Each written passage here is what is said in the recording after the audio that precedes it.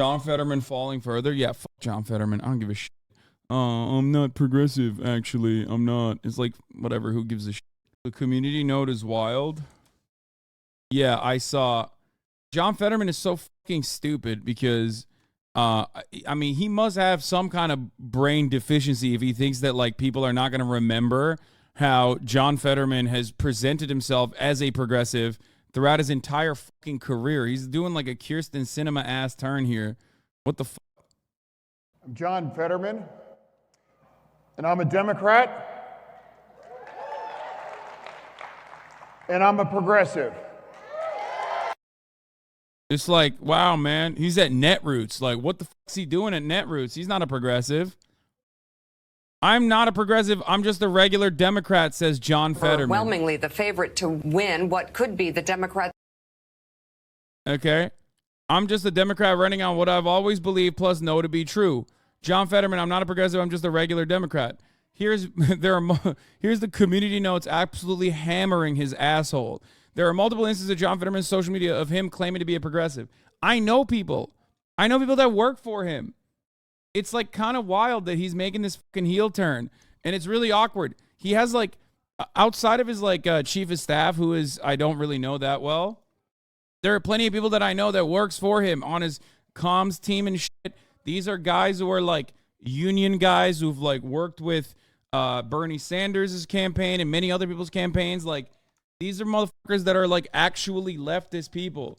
It's so wild. It's so wild that he's trying to like retcon his image now to make like this weird fucking heel turn to act like he's not a progressive guy, but instead he's just like a regular boring ass Kirsten Cinema style Democrat, which is weird. I guess not a Kirsten Cinema style Democrat, but still, like, it just doesn't make sense. What does it really matter though? So he has one take about 99% good take. So you want to condemn him on that one take? Seems like missing the forest for the trees. First of all, dumbass, that one take has also basically built on top of a bunch of other takes. Here, I'll give you a great example. John Fetterman recently said he's actually, just kidding, he's anti-immigration. Bro, his wife is a fucking immigrant. His wife is Brazilian. The fuck are you talking about? He's literally ran on being pro-immigration from the jump. And now he's acting like it's not just a one take that happens to be pro-genocide, okay? It's literally, it doesn't just end there. Because of his pro-genocide stance on Israel, which is unceremonious and ridiculous, and he doesn't have to go this fucking hard to begin with it. It's not like an apt political calculation for him. Now, on top of that, here's how it's piling on. Here's how it's actually fucking turning into a larger problem, okay? In order to push forward a spending package, an emergency spending package for Israel and also for Ukraine, he has to now capitulate to the Republican Party on an insanely reactionary, insanely white nativist immigration package as well, which unironically goes against immigration. Now we're doing right-wing style immigration reforms, immigration restrictions, rather. So what happened? I thought it was just one take. It's so weird. It's so weird that it doesn't just like end and begin with this one take, which is, oh yeah, I just love the genocide Israel's conducting with our taxpayer dollars, which, by the way, ironically, doesn't even poll well. It is fucking unpopular, okay? The majority want a ceasefire. I don't even give a shit what the majority wants, though. I give a shit about the actual morality of the situation. I am a leftist after all, a progressive. And real progressives aren't just simply making arguments about what is politically favorable. Real progressives, unironically, assume positions, take positions, and advocate for positions that might not necessarily be all that popular, because we don't push for things just because it's going to be popular. We push for things because it's right, okay? We know that things will inevitably be popular if you can message around it correctly, which the Democratic Party rarely ever does. I think this is a fundamental principle that many people, many young progressives have forgotten about, right? I think that maybe they took the supposed popularity of progressive values under the Trump administration because Democrats were negatively polarized against Donald Trump for granted. I think a lot of people took that for granted. I think a lot of people took the Bernie popularity for granted and started saying like, oh no, it's not just that like we're progressive, our policies are also popular. Sure, some of our policies are genuinely popular, especially on the ballot. But without actual messaging beyond it, obviously some of them are going to be objective failures in the electoral sense. So what you have to do is advocate for these positions, not from the perspective of popularity, but also beyond that, from the perspective of morality. Okay? Like, Democrats have not been messaging on immigration at all. I think the squad and their hubris are also not seeking advice from old head leftists who fought these battles before. I think people legitimately think that, like, certain things, certain principles are just going to be popular without even actual messaging being put behind it. And that's not the case. Okay? That's not how this works at all. You have to push. You have to literally consistently cut messaging. Republicans never stop doing that. Okay? Republicans never stop messaging, even when it's a fucking failure, because they think that this is a long-term plan. Look at the transphobia shit. Look at the transphobia shit. Republicans recognize that the transphobia stuff is not enough. There isn't enough people motivated. There isn't enough people brain broken at this very moment to see transphobic policies as like a single issue vote, right? But in their endless desperation to find a new way to activate the white evangelical Protestant base, they still consistently try to create enough of an audience for that transphobia. That's why they message so aggressively. That's why they're also pushing for policies on top of that to like normalize transphobia, to make transphobia an anti-queer messaging, a moral panic that is valid, that is successful. Okay?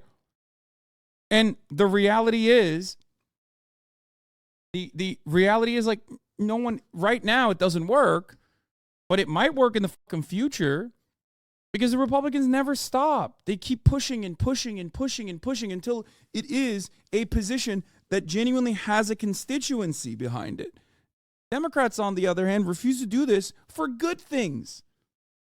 Things that are much easier to make popular, like immigrants are the backbone of American society. And not that long ago, did the Republican Party legitimately have a different perspective on immigration? Yes, they always had the white nativist immigration sentiments within their messaging, but there was a very real heel turn occurring in the Republican Party in the Mitt Romney era, where they were looking at immigration and going, maybe we need to do some comprehensive immigration reform, which Donald Trump completely destroyed, of course, because Donald Trump showed the Republican Party, no, actually, you can be as reactionary as you want on immigration, and Americans will actually push for it because the Democratic Party is never going to counter a message around that. Do you understand what I'm trying to say here? Democrats do not put forward counter messaging. Democrats do not tell you why immigration is good. They just sit there and allow Republicans to dominate the conversation. And then when they dominate the conversation and the population attitude towards immigration sours, right, in spite of the actual facts of the matter, and same goes for policing as well, Cinemarxism. While I disagree with you on a lot of the stuff that you say, you are absolutely correct on this. Same with policing. Democrats literally counter message against the Democratic base of support on policing. And then what happens? All that ends up happening is you ratchet towards a right-wing position. Democrats love making the Republican faulty premise the reality for some weird reason. Well, the weird reason is that they also, benefit from it, which is why Ryan Grimm here is saying, I think the Democrats want to be pushed in the direction of more reactionary immigration policy because they don't want to change the attitude for people. They don't. Democrats also kind of cynically would like to have their hand forced when it comes to immigration. They don't want their fingerprints on it. They want to kind of be pushed to be tougher on immigration. And so there's some weird incentives and counter incentives lined up here. They are beholden to the same corporate benefactors. That's it. Reminds me of the left in Israel, which died hard for the things similar to what you're saying. Yeah. The Labor Party's death in Israel is damn near identical to what I'm describing with the Democratic Party. The only difference is the Democratic Party, in America, we have a two-party system. We don't have a Knesset, right? We don't have a parliamentary structure. So, like, you don't see a fall-off in the same way as, like, the Labor Party did. But it was neoliberalism. Volodymyr Zelensky is absolutely correct.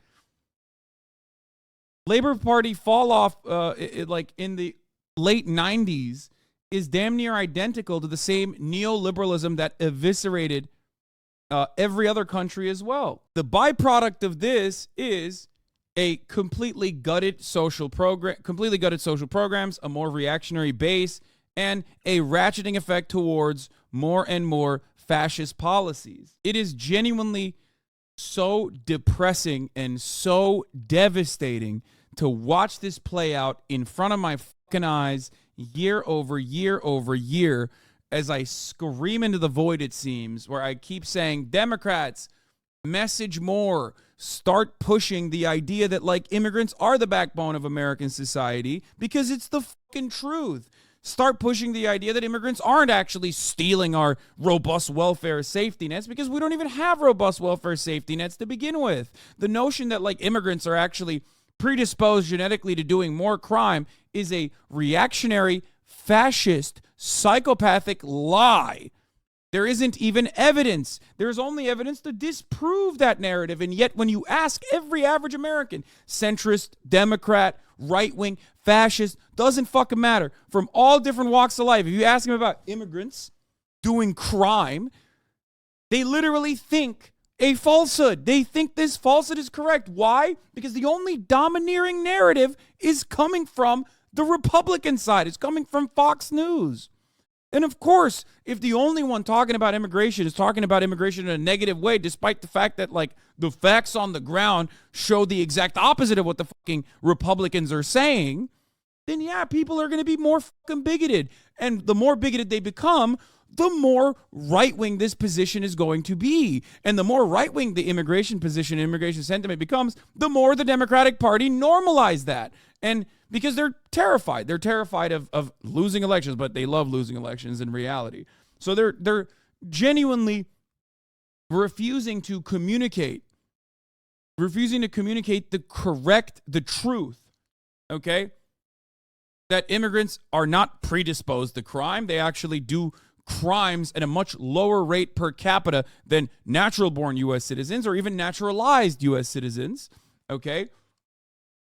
And that immigrants are the unironic backbone of American agricultural production and American society in general, American labor in general. And the correct thing to do in this circumstance is not to shut off immigration or make Title 42 permanent, a fucking provision that the Republicans could only pass due to a global pandemic, right? A health provision, because immigrants are coming in and they might have COVID and they might give people COVID. That was the reason why the Trump administration was able to utilize the CDC to shut off immigration in its entirety, okay? Asylum seekers and whatnot. And what did the fucking Democratic Party do? What is the Democratic Party doing right now? They are capitulating to the demands that make Title 42 permanent. So what difference does the Joe Biden administration have on this issue than the Trump administration? As a matter of fact, they are the ones who ended up literally turning around and making a Trump administration era provision that is supposed to be temporary due to a pandemic permanent. This is the exact same thing that Joe Biden had done when he was the vice president. Sidestepping Harry Reid to take tax cuts that were slated to sunset under the Obama administration. And he literally went in and sidestepped Harry Reid, which, by the way, ironically, Ryan Grimm perfectly details and documents in his earlier book, not The Squad, the other one. What was it? Yes, we got power, I think it was. Great book. And We Got People, not We Got Power. Anyway, Democrats never roll back. Democrats never roll back the right-wing provisions that the Republicans put forward. As a matter of fact, they turn them permanent. They make them permanent. There has been so much kind of outrage at Fetterman's kind of over-the-top, unconditional support of everything that Israel has done. He was asked, is Israel committing any war crime? He's like, absolutely not. Not even the question of, well, maybe there have been some that have been alleged. They should be investigated. Like nothing even approaching some sort of accountability or putting some sort of conditions on support for Israel. And so I feel like the criticism is kind of being received, and he's digging in, and now he's finding other ways that he's going to kind of get in little online fights with the left. At the same time, the polling on the border in particular, and the questions around immigration are clear that he's moving toward the easier position there. Fetterman is from Pittsburgh, where there was a mass synagogue killing. Perhaps it's more personal for him. Yeah, except that's not about Israel. You understand that, right? Like, that person who literally fucking went into the synagogue was a Trump supporter who became even more radical than Trump, and literally went in and detailed exactly why he was trying to kill Jews. He was trying to kill Jewish people because he believed that Jews were actually doing unrestricted immigration that was tarnishing the pure white gene pool in America.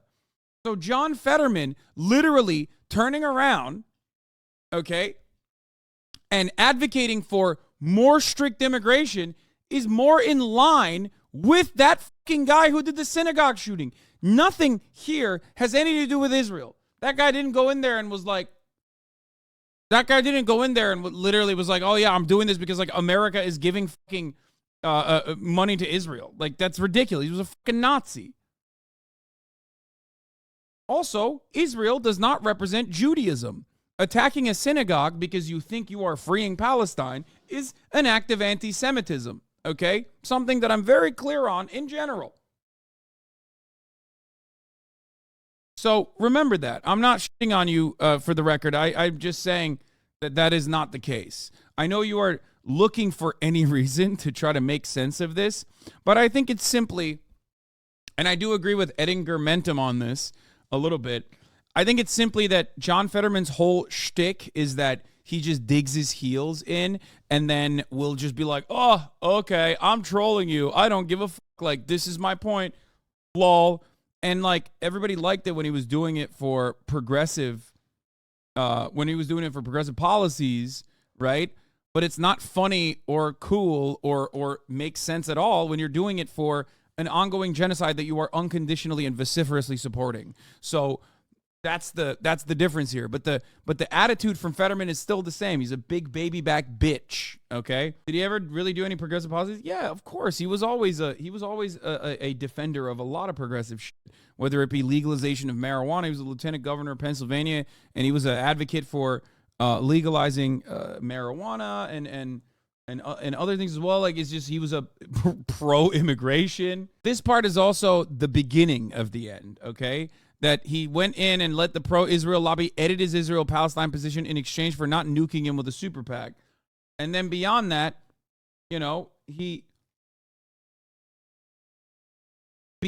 he has become this demon. I think he sees that being a conservative Democrat, especially because like Pennsylvania is seen as like purple in some ways, especially the areas that he's supposed to represent. Is it a shame the Hogs were right about him getting a head transplant? Yeah. Why do this? Does he think he'll be more popular? Is it all about? I think it's I think it's he's just kind of an annoying asshole, right? And when he gets his mind on a certain thing, he just like kind of stands. He just thinks it's good to basically push for whatever the policy is now that he's made up his mind. But beyond that, I think it's a careerist opportunity. The Democratic Party's senatorial lineup is filled to the fucking brim with motherfuckers who are just like John Fetterman, right? Oh, I'm a senator in a kind of red area, in a kind of red state, or a state that could be leaning red, so I'm just going to be a fucking ginormous piece of shit and fuck over my own constituents. Joe Manchin is another example of this. And I think that that's what John Fetterman is positioning himself towards as well. Like, he will be progressive on certain things, probably, or maybe not at all. Fetterman's take on Israel is disappointing. I don't think we'd have gotten anything better from Mehmet Oz, though. We'll have to primary him next time. It just sucks. It sucks because, like, I know what that feels like. I know how quickly that shift happened. And I know it sucks when you, like, advocate for a person, and as did I, by the way, defended him, advocated for him, and you know, a lot of people here might have even literally worked on his campaign, and then all of a sudden, and I know people that work, like, directly work on his campaign, right? These are progressive people. It just fucking sucks to see someone like that go from perhaps maybe being one of the better contenders for a new left in America, right, to this giant asshole who loves giant asshole who just, like, loves being contrarian and is making light of a ongoing genocide. I wanted to briefly cover that for you to understand the situation with John Fetterman. But I also need you to understand another thing. Pro-Palestine has never been a popular position in this goddamn country. Okay? This is the most popular it has ever been. As someone who's been at this for the past 10 fucking years, I'm telling you, it has never been this popular in any age demographic. At least now, under the age of 35, it is pretty popular. Okay, so but yet it's still not very popular. Do not let Twitter fool you into thinking that it is. So that's something to also consider.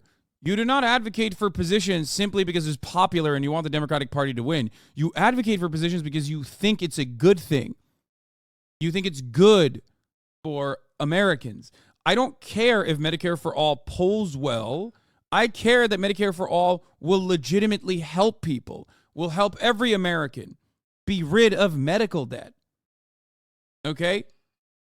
This is something that a lot of people forget in this space. Because I think a lot of you became political actors or politically minded at a time when the Democratic Party was, you know, not in power in 2020, leading up to 2020. Okay? When the Democratic Party had no power, so you had the likes of even Kamala Harris saying that they were pro-Medicare for all. But that is a lie. They are not. They are not actually pro-Medicare for all. They could just simply vote on that because they knew that the optics of it would look good. They could get their progressive bona fides. However, they didn't actually ever have to act on it, specifically because Donald Trump was in power. And Democrats were radicalized against, negatively polarized against Trump. Democratic voters, I mean. So make no mistake, this does not necessarily mean that your positions are always going to be popular. You're not advocating for these positions because they're popular. You're advocating for these positions because they're right. As long as the Democrats can sit on their ass and threaten minorities into voting for them, they will never pass progressive policies. Like Angela Davis says, we cannot rely on governments regardless of who is empowered to do the work only mass movements can do. Yes, except the Democratic Party is no longer even defending minorities is the point. And as the calculation on the ground changes, as the Democratic Party makes major gains, as Joe Biden did, with the older white constituencies, because Joe Biden right now is within striking distance of Donald Trump, according to current polling, only because of the suburban moderate whites that are Republican Party voters that think Trump is gross. Not because like the Democratic Party is like legitimately profoundly popular amongst marginalized populations in general. Okay? And that mental calculation, that electoral calculation is showing up in the way that they legislate. Why am I talking about this, by the way? Why am I talking about the immigration policy? Because the immigration policy is supposed to be one of the major differences between the Biden administration and the Trump administration. Biden positioned himself as the guy who wasn't going to fucking lock up immigrants for no fucking reason, right? And then he got bullied over and over again. And then he continued building the Trump wall as recently as like in the past couple of months.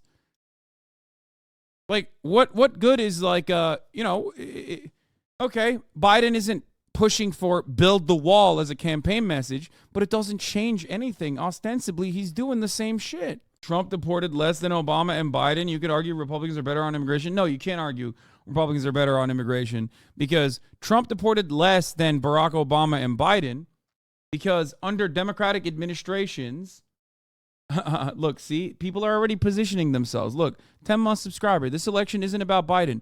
It's about defeating MAGA once and for all.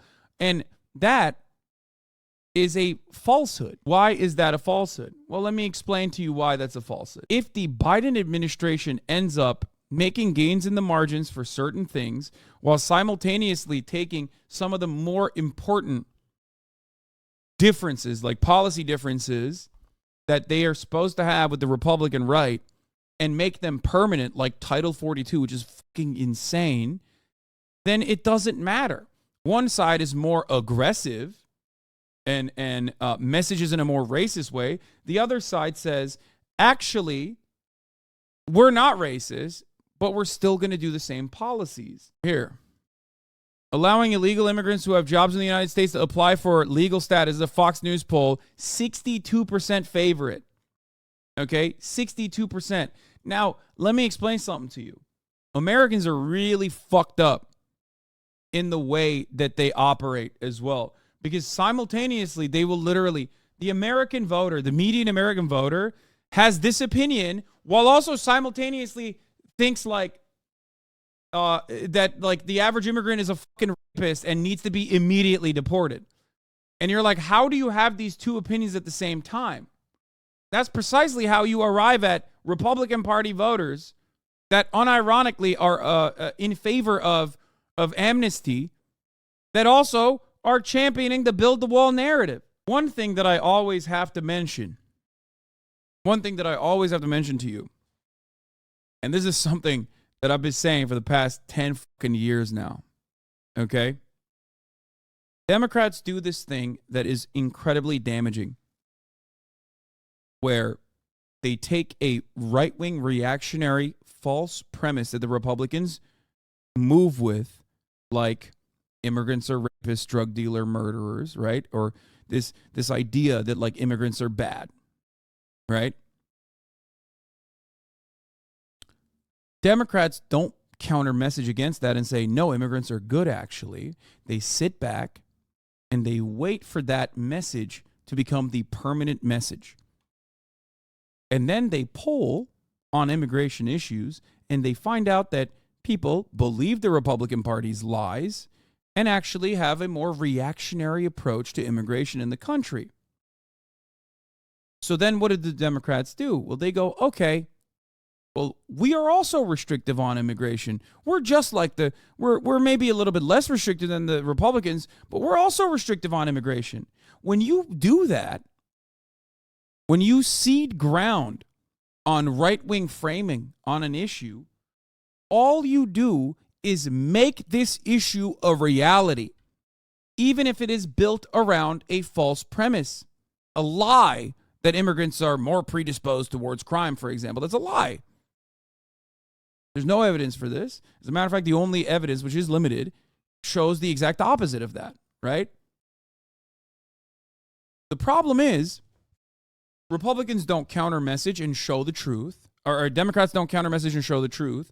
Republicans flood the market with falsehoods, and then Americans are like, well, okay, well, if immigrants are rapists, then, we should do something about it, right? Understandably, that's what you're going to see. If that's all you're hearing as an average American, you're going to be like, what the fuck? I don't want rapists in my neighborhood. What the fuck is this shit, right?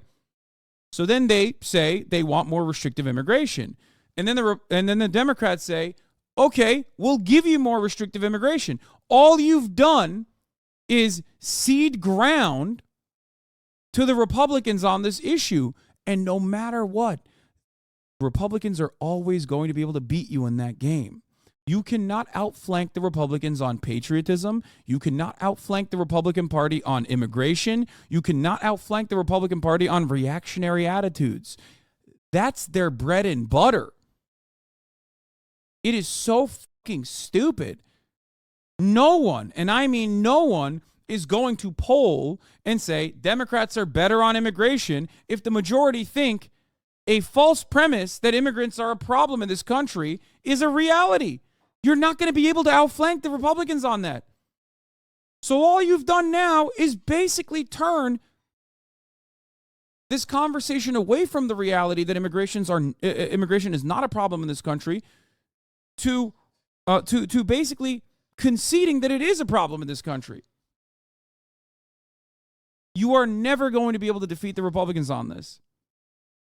Another thing that happened was crime. Okay? Crime. Democrat-run cities are hotbeds of crime. Every red state has a higher murder rate. Okay? Every red state, in comparison to every blue state, has a higher murder rate, higher rates of gun violence, higher rates for murder. And yet, if you ask Americans, they think, Democrat-run cities are hotbeds of crime. Hotbeds of crime. There's so much crime happening in Democrat-run cities, Democrat-run states. Why did you not counter message around that? Why did you capitulate to the falsehoods? Why did you cede ground to the Republicans? They will always win. The crime is a real fucking issue, and they're killing everyone in these blue cities and blue states. They will always win. They will always win that front. You cannot look at the Republican Party being like, we should be able to say the N-word, and then go, you know what? That's actually true. You should be able to say the N-word. We're going to say it, but we're going to say it with a soft A, and then have people vote for you because they're going to be saying it with a hard R. They're always going to go right. If you allow that to even happen, if you allow this to be like the norm, the normal opinion, if you don't counter message against that and go, no, actually, you shouldn't be able to say that. What the fuck are you doing? Republicans are always going to win that battle. Terrifying. Actually terrifying. It's really stupid. I remember that video of older Border Patrol officer riding in his Explorer talking about the immigrants saying they're good people, simultaneously corralling them. Exactly. So this isn't just like, fuck the Democratic Party. I'm putting my electoralist hat on here. Okay? I'm putting my DNC operative hat on here and saying, Democrats, wake the fuck up. You cannot win elections if you do not show the population that you are different than the Republican Party. If you do not show the population that you are genuinely different, not marginally, but genuinely different than the Republicans, and you do not counter message against the fake bullshit that the Republican Party is spouting by way of all matter of communications, from Fox News all the way down to the fucking average YouTuber, okay? You're going to lose. You're always going to lose. You're allowing the country to lose. You're allowing the country to become more and more right-wing. Now, of course, if I take the electoralist hat off for a second and look at it with a more macro perspective, look at it from the outside, then, of course, I will say that, of course, it's a bourgeois democracy and both parties are aligned on this agenda, aligned on the agenda of more reactionary policies, because ultimately they're operating at the behest of the same corporate benefactors. They are still there to defend capitalism. The Democratic Party is most successful at shutting off any kind of leftist momentum, to provide a bottleneck for any kind of real leftist momentum in this country, because they too fear material changes. Okay? Oh, she's pressing buttons. Calm down. No! Anyway, guys, love you all, and I will see you tomorrow. Bye.